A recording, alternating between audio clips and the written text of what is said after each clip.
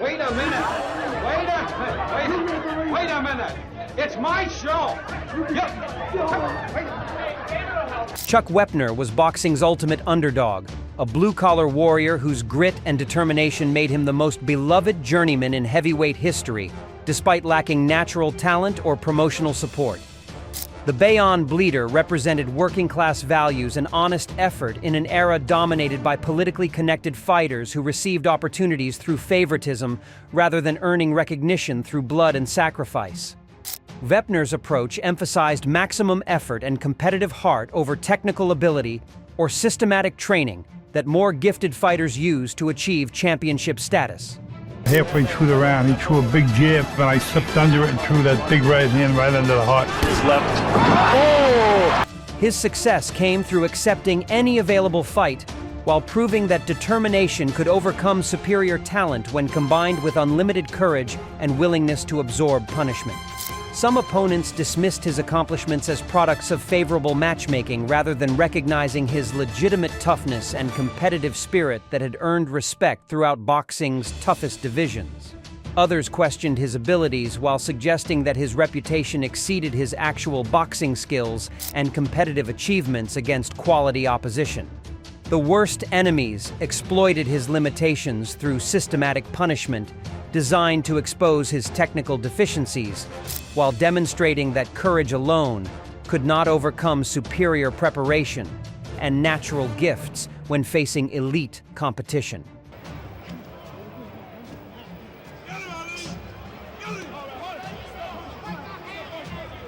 These superior fighters learned that underestimating Wepner's heart meant facing unexpected resistance from someone who refused to quit regardless of circumstances. Wepner carried resentment toward fighters who had received better opportunities through political connections, while his own career suffered from lack of promotional support despite demonstrating superior heart and determination against comparable opposition. 6. Jerry Quarry. Starting at number 6 is Jerry Quarry, the Irish warrior whose media attention and promotional advantages created bitter jealousy in Wepner, who watched an equally limited fighter receive superior opportunities through ethnic marketing and favorable treatment from boxing establishment. Quarry possessed comparable skills but benefited from systematic promotion that Wepner never experienced, despite similar toughness. The promotional disparity became obvious when Quarry received magazine covers and television specials, while Wepner faced dangerous opponents for minimal compensation despite demonstrating comparable heart and determination against similar levels of competition. Quarry's advantages reflected broader issues about which fighters deserved recognition based on marketability rather than authentic competitive accomplishments.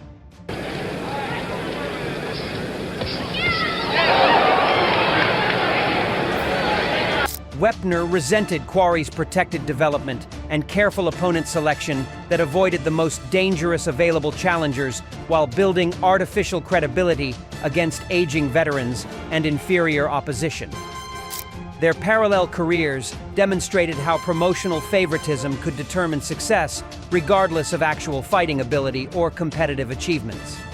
The rivalry represented broader frustrations about boxing's commercial priorities that rewarded ethnic appeal over authentic toughness, while creating artificial hierarchies based on promotional connections rather than demonstrated courage and competitive heart against elite opposition. Quarry, as game as they come, but Ali, I'm sure, is going to finish it this round. He's got to finish it. Their encounters proved that comparable limited fighters could achieve vastly different recognition and financial rewards based purely on promotional support and media coverage rather than actual boxing ability or competitive accomplishments against quality opposition. 5. Ken Norton. At number 5 is Ken Norton, the systematic boxer whose technical approach and promotional backing frustrated Wepner's belief that courage and determination should matter more than educated fighting methods and political connections in determining championship opportunities and recognition. Norton represented everything that annoyed Wepner about modern boxing's evolution toward technical complexity that diminished the importance of heart and toughness, while elevating fighters who possess systematic training over authentic warriors who relied on natural courage and competitive determination. Good round, shaping up for Larry Holmes. Good right in again. Maybe those breathing rounds are what he needed to keep himself going for the late. The contrast between their approaches reflected broader philosophical differences about boxing's essential qualities, as Norton's scientific methods challenged Wepner's belief that authentic fighting required sustained courage rather than technical preparation and strategic planning through systematic education. Wepner viewed Norton's success as validation of approaches that corrupted boxing's fundamental nature by prioritizing education over authentic warrior spirit while reducing championship competition to technical exhibitions rather than genuine tests of courage and determination. Norton. Now Larry's taking the fight back to him. Although he backs up. Good round, shaping up for Larry Holmes. Good right in again. Their missed encounter represented lost opportunities for Wepner to prove that authentic fighting spirit could overcome systematic preparation when pure heart was properly applied through unlimited determination and willingness to absorb whatever punishment was necessary for victory. 4. Ron Lyle. Number 4 brings us Ron Lyle, the ex-convict heavyweight whose criminal background and violent reputation created resentment in Wepner, who viewed himself as representing honest working-class values, while Lyle achieved recognition through notorious past and intimidation tactics that had nothing to do with boxing ability. Lyle's background represented everything that frustrated Wepner about boxing's tendency to reward controversial personalities over authentic competitors who had earned respect through honest effort and competitive determination rather than criminal notoriety and manufactured danger. Lyle got in a good right to Ali's head thing.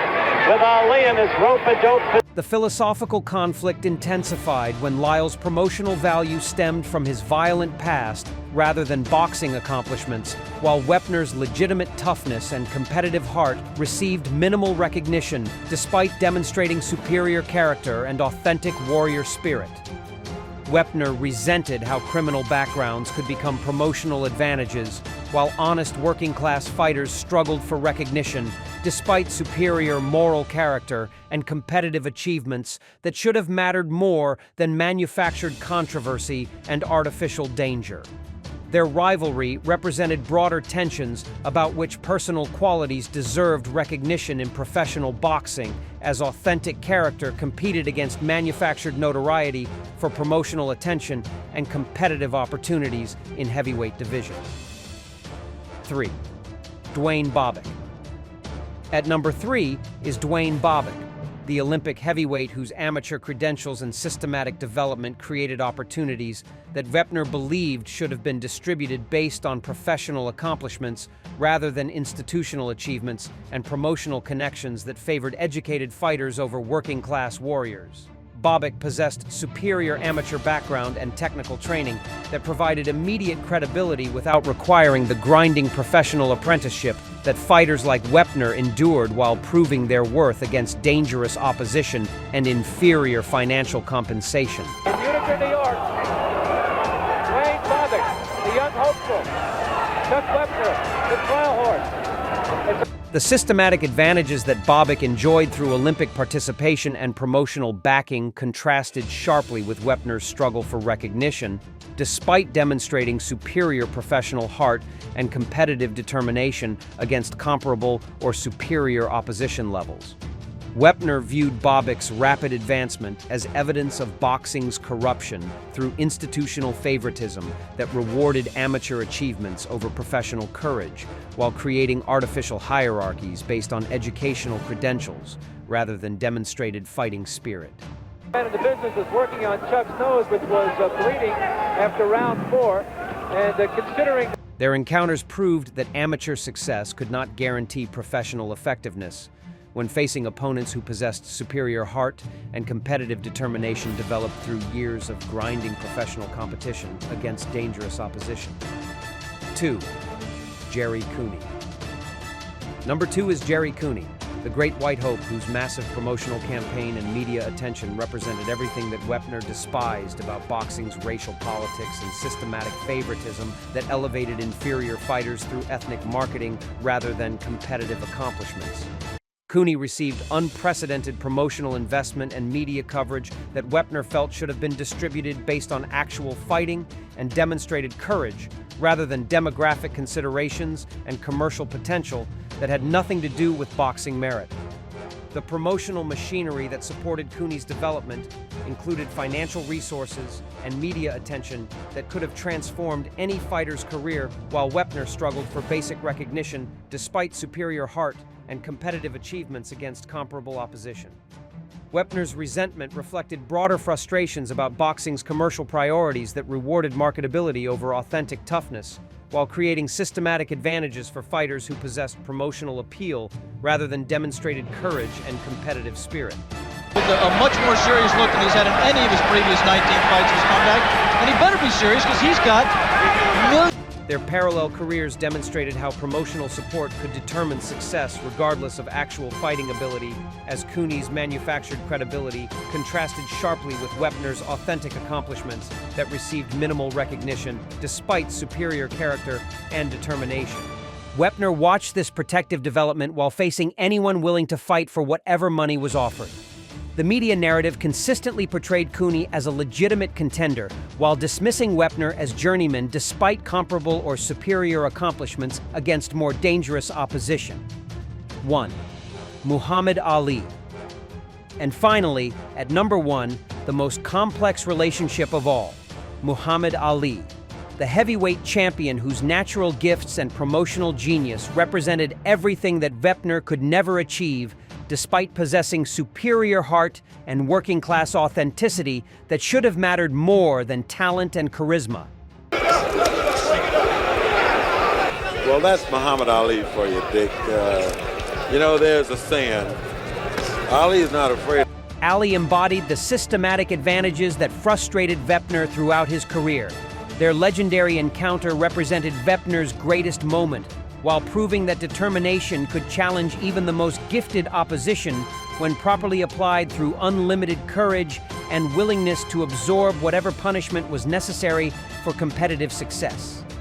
Ali's dismissive attitude toward Wepner's accomplishments reflected broader establishment prejudices against working-class fighters who lacked natural gifts while possessing superior character traits that should have received greater recognition and competitive opportunities.